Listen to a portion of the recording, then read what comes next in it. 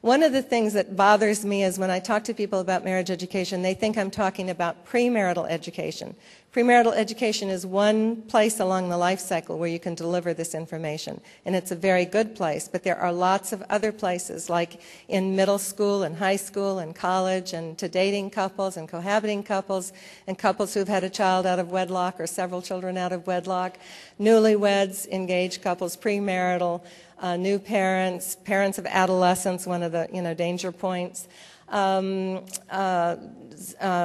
half couples, empty nest couples, and couples on the very brink of divorce who've already separated, all out of love, it's over, hopeless, can go to a marriage education class and turn it around. I've had many, many stories like this just in my own family. It's easy because I'm from a very big family. So that's what it is. Wait, what did I just say? No. What was it before? What was it? What? Marriage education. On the who it's for? Yeah, who it's for. Okay, and what are we teaching? What are we teaching in these marriage education classes? I had a brain warp where I was thinking of something I said today on the radio that I kind of regretted. When I mentioned my family, it's made me think of it. Okay, so what are we teaching in these marriage education classes? I know, I was saying what marriage education is and isn't, and it's not just premarital education, it's along the whole life cycle. And then what are we teaching? That's what I was going to go to next. We're teaching 3 basic streams of information.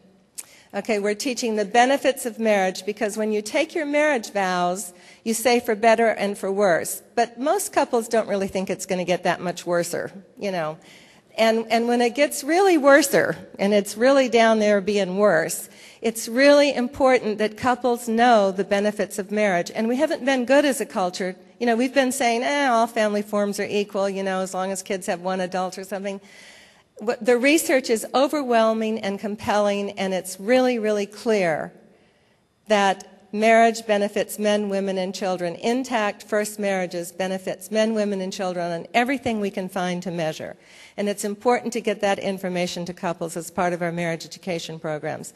The second stream of research-based information that we need to get them is what to expect in marriage. People can do almost anything if they know what to expect, if they know what's coming next and they know how to prepare for it. We tell people about how to date. We tell them how to get engaged. We tell them how to do a wonderful, elaborate wedding. We tell them how to do a honeymoon. There are a few books about what to expect when you're expecting, but those are mostly about body changes and a baby crying and that kind of thing. We don't really tell them what to expect in marriage. We don't give them a roadmap. And if we would give people a roadmap, they could do it much better, because expectations everything in life. The third stream of research-based information are the behaviors that predict success and the behaviors that predict failure.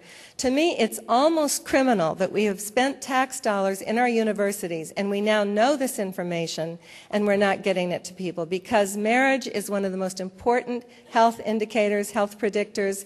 It predicts health, wealth, and well-being and happiness more than anything else. And we're not getting it out there, which...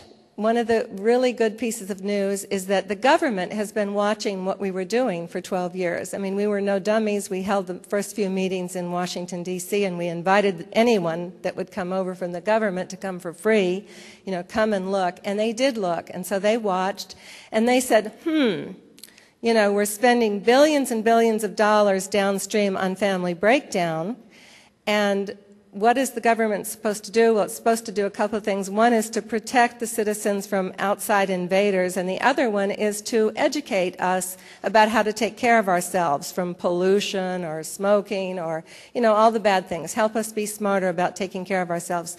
So the government said, this marriage education stuff looks like it's doing pretty well. They watched us for 10 years.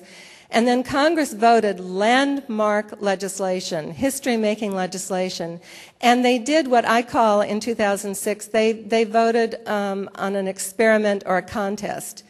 They said, we're going to have a contest. They call it a call for grants, but I call it a contest. And they said, send in your grants and tell us how you want to, for the next 5 years, look at how you would help get this marriage education information that looks like a pretty good idea, how you would get it out to different populations in our country. And so people sent in their grants, and they read the grants, and they awarded the money, $150 million a year for 5 years.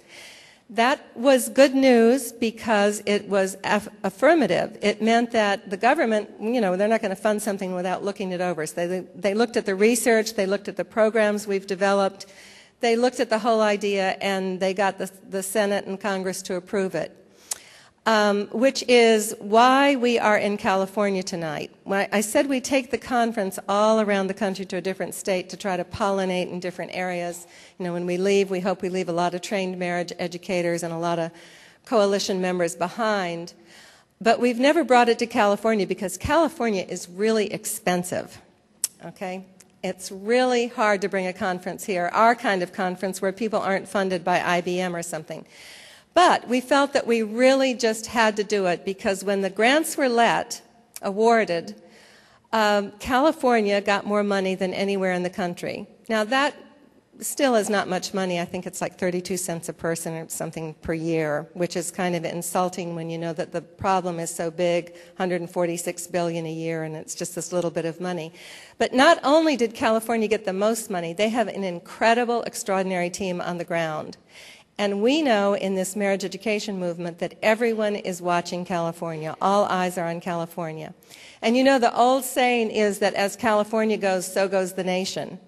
And we hope that that's true because we have such optimism and enthusiasm, and we're looking at California with this really guarded hope. And we really are looking for them to develop models. The government money is designed to develop models that the rest of us can all use.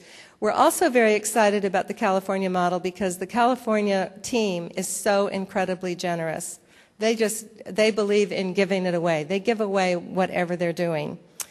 I'm trying to think if there's anything else I want to say. I want to say, yes, I do, before I go into the next phase. I want to say that the marriage education programs, there has been an explosion of these programs. When we first met in 1997, we had a little tiny meeting in a little tiny exhibit area.